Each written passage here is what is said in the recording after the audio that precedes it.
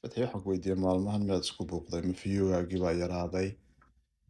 ma qolyihii kalaa ku eryanaya halkay wax ka khaldayiin maxaa haddana khaniisiinta mar kale kugu soo celiya aad u eryanaysaa teedan aad sheegaysid annagaa ka mid ah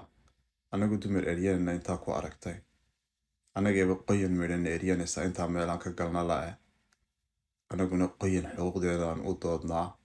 kuwa maxaa arki weysay adna ma qoyantaa ka mid noqotay waan dareemi karnaa inay khaniisiin qoyini jiraan oo ku dhegsan dadka oo caayo aflagaadeeya laakiin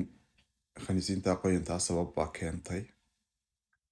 laga yaaba iyaga laftigooda in si xun loo caayay oo la aflagaadeeyay sababtaa darteed waayo meesha way ka buuxaan dumar badan oo aflagaadiya caay badan oo qoyan ah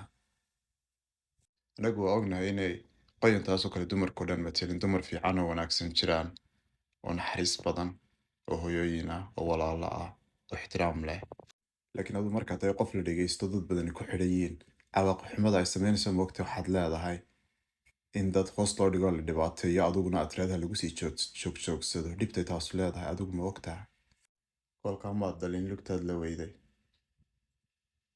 adiga sheekadaadu ma waxay tahay soomaali qaarkoodna xuquuqdoodaan u doodayaa ee kuwa kalena waxaa leeyahay lagu sii joogsado markaa dhigiya cabayaasha maxaa daantaa adiguna markaa wadadooda kuwii hore wadadoodii unbaad haysaa waayo qof kaloo bila'aadanaa diidantay in xuquuqdiisa la siiyo soo maaha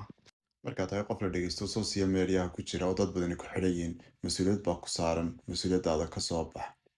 haddii aanad rabin inaad noqotid qof keligii caan ah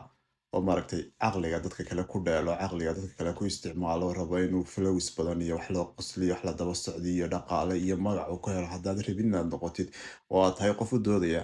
bilaadanka xuquuqda bilaadanka oo dhan u dood ilmaha yare LGBTQ pluska ah ee hooyadii ku daawanaysa markaad sidaa leedahay kaasba gabadh soomaaliyeed baa dhashay ogowiyay kuu dhuumanin maamooyinkaasna way ku arkayaan kuwa hadda noo soo diraya fiidiyoyadaad aad u qaybinaysid waa gabadh soomaaliyeed oo flow kugu samaysa oo ilmo yaro LGBTQ plus haysata ee taana ha ilaabin so caan kuma noqon doontid inaad qayb bulshada soomaalida ka mid ah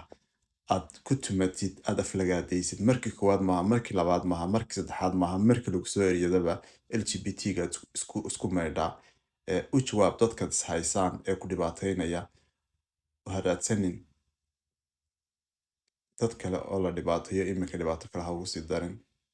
asalaamu calaykum waraxmatullahi wabarakaatu waxaan idin idhi waxa la ogaaday in nimanka dumarka caaya ay yihiin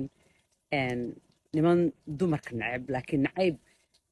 kani waa mid mestaab ah psychologically waa nacayb ah inay dumar noqdaan bay doonayaan laakiin de mana noqon karaan meelay u maraan bay la'yihiin so it's really a jealousy thing waa masayr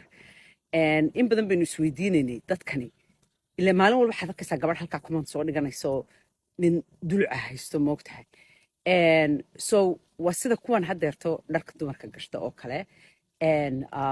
magaca leh ta'da ka bilaabma waxaa ku kalifaya waa nacayb because